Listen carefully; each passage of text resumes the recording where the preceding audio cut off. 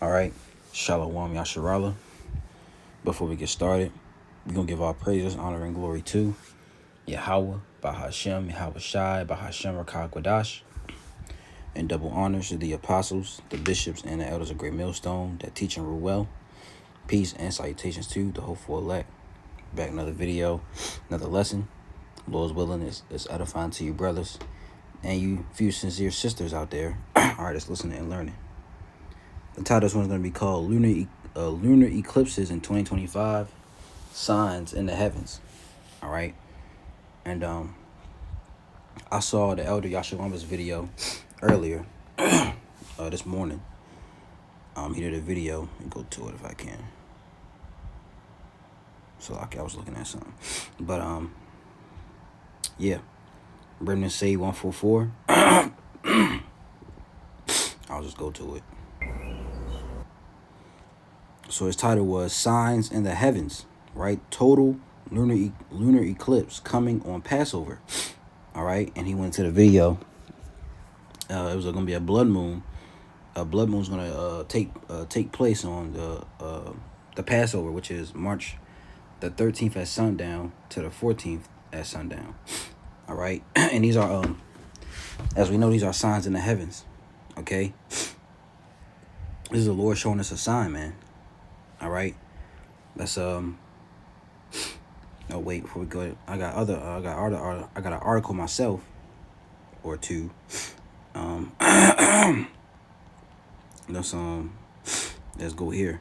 All right, blood moon. I typed in blood moon 2025. It says the first of two blood moons in 2025 will occur on the night of March 13th to the 14th, 2025. All right, which that's the Passover.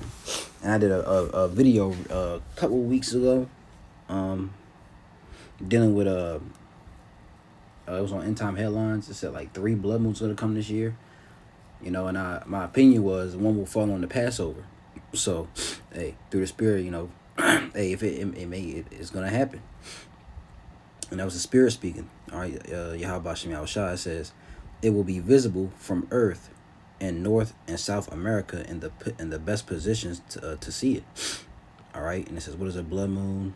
Okay, they got other things down here, but this is one of the first of the blood moons is gonna come. All right, and it says lunar eclipse 2025. It says there will be a total lunar eclipse on March 14th and a partial solar eclipse on March 29th. Okay. And it tells you, where, when, where. All right. So, this is one of the signs in the heavens. All right. And then over here, from the People's Voice, it says a rare 6-planet alignment graces the sky, fulfilling biblical prophecy a day after Trump's inauguration. It says, is it merely coincidence that on January 21st, the day after Donald Trump is inaugurated, and give me 1 second. Put that. I'm doing the stir. What's today? Today is the 23rd, right? This came out the 21st, so 2 days later, it says, is it merely a coincidence that on January 21st, the day after Donald Trump is inaugurated for his second term, a rare planetary alignment will grace the skies. Venus, Mars, Jupiter, Saturn, Uranus, and Neptune are set to align in a spectacular display, making a celestial event that has captivated astronomers and stargazers alike. It says the 6-planet alignment coincides with the 60th presidential inauguration in U.S. history, a moment many are already calling a turning point in global affairs. For some, the timing is purely astronomical. For others, it raises deeper questions about whether the heavens are sending a message. After all, in Luke 21, who the world calls Jesus, right? That's what they say. Warned of signs in the sun, and the moon, and in the stars, as harbingers of significant events, in particular, the end times. Could this be one of those moments? And definitely, because we're in the end. All right, we're in the these end times. We're in the last days, right? You can tell by the signs that's going on in Earth. going on in the heavens or in the sky, or the things that's taking place. Okay, evils are growing. You see, if you can't see that, then hey, you better get your eyes checked. It says the planetary alignment will be visible just after sunset on January 21st, which today is the 23rd. So, that already passed. But it says with 4 of the planets, Mars, Jupiter, Venus, and Saturn, easily observable to the naked eye. For Uranus and Neptune, stargazers will need a telescope or binoculars. And I saw a video, I think it was on TikTok, where a man he saw the moon, and he saw I think it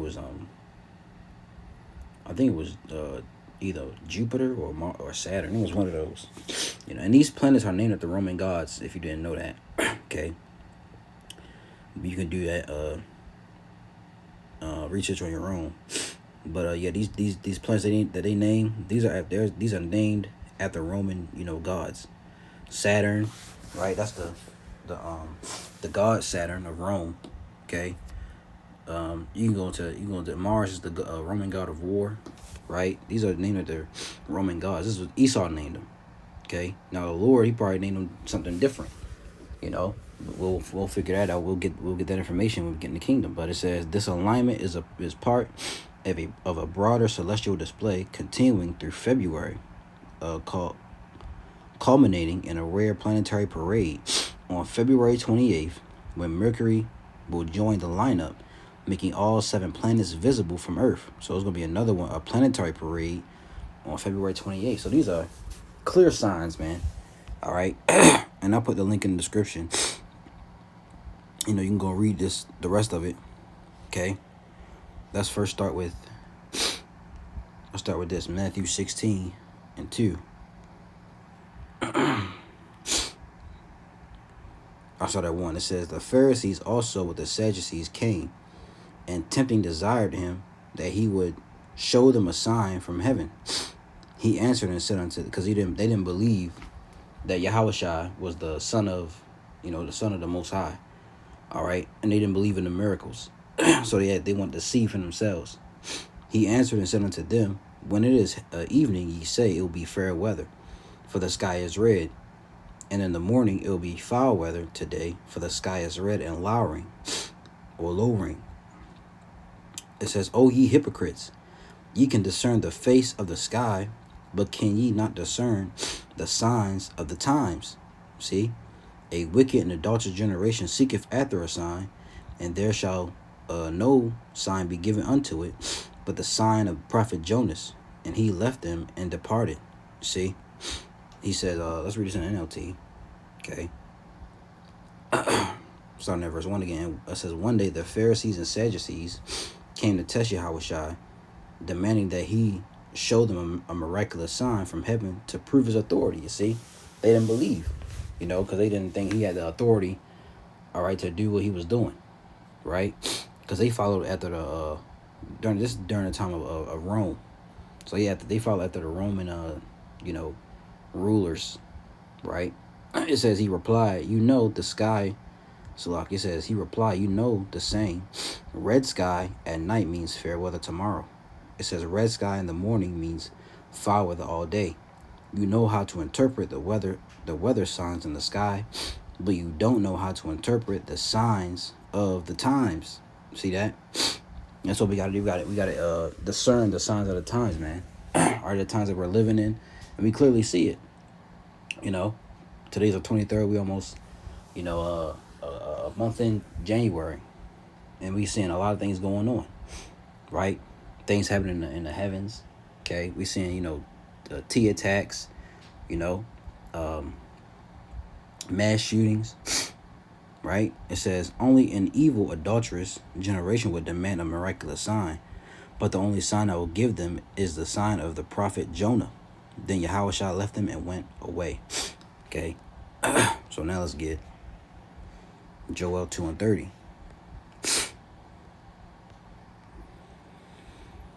And it reads,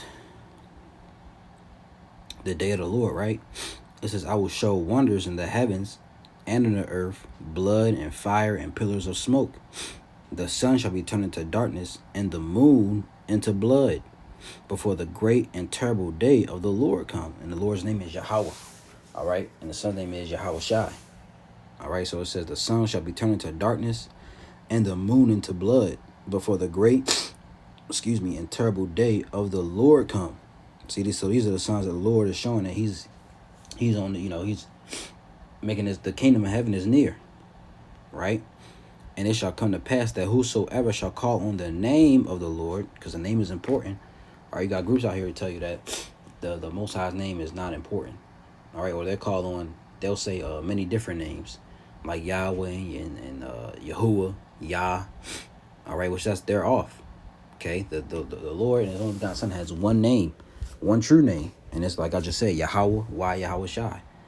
We say that in our openings. All praise to Yahweh by Hashem Yahweh Shai. That's the name of the Most High and only begotten Son.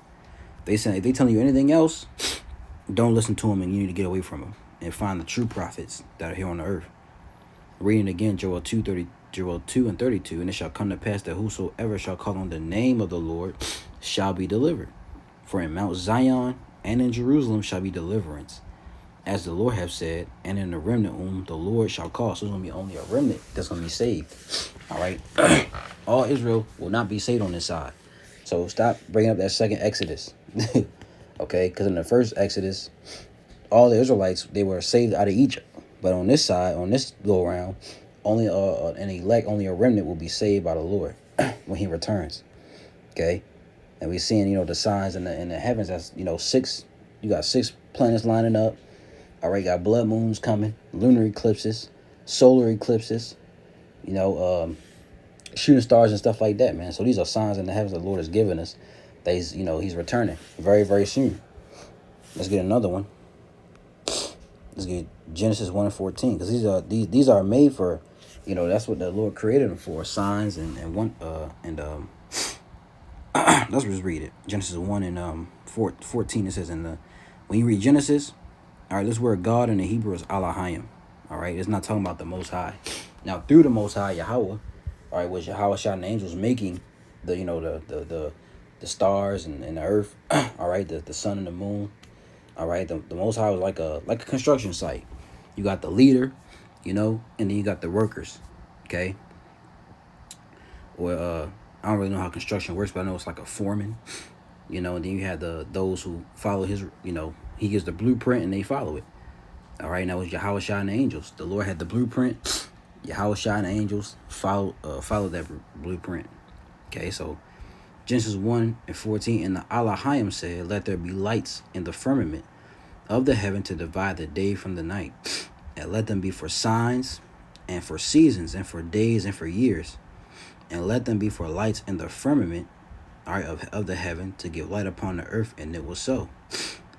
And the Elohim made 2 great lights, the greater light to rule the day, which is the sun, and the lesser light to rule the night, the moon. He made the stars also. Okay, so these are made for signs, seasons, days, and years. That's how we know, because back then, all right, during we didn't have a calendar to determine the Sabbath, so we did it how? By using the sun and the moon. Really the moon. All right, which was the first day of the month, which would be a lunar, which would be the new moon. Okay, because that's the first day of the month starts, which is a Sabbath. Okay, we didn't have no calendar. It wasn't no Sunday. All right, when you read it, the Bible, it says like in the I'm trying to give an example. Let's just go to this. Ezekiel 1 and 1. It says now it came to pass in the 13th year, in the 4th month, in the 5th day of the month. That's how it was. Okay, they didn't have no on this day Saturday and then Sunday. No, they didn't have that. Okay, it was numbers. All right. So these are made for signs, seasons, and for days and for years, man. Okay, and we have that word signs. Let's get the word sign. Excuse me. Sign is awath. Awath. It says sign, signal, a distinguishing mark, a banner, remembrance, miraculous sign, an omen. Okay, warning. Let's look up omen. Omen is an event regarded as a portent of good or evil, prophetic significance, And these signs in the heavens are prophetic significances. Okay. So let's get this last one. Luke 21, which they brought up in our article. Okay. Luke 21 and 25. The return of Yahushua.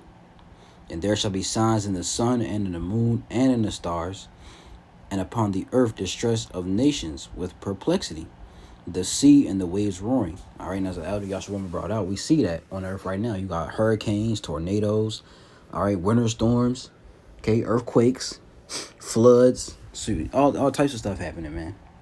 Okay, and men's hearts failing them for fear and for looking after those things which are coming on the earth, for the powers of heaven shall be shaken. And then shall they see the Son of Man coming in a cloud with power and great glory. And when these things begin to come to pass, then look up. And these things are coming to pass, man. So we gotta, it's also, that's why Yahushua said, watch and pray. Okay. And when these things begin to come to pass, then look up and lift up your heads, for your redemption draweth nigh. Okay. And remember that word redemption. I'll play it. Strong's G 629. Apalutrosis. Apalutrosis. It says a releasing effected by payment of ransom, redemption, deliverance. Okay, liberation procured by the payment of a ransom. Strong definition: ransom in full, and then Yahushua paid that ransom by shedding his blood to die for the nation of Israel. Okay, it says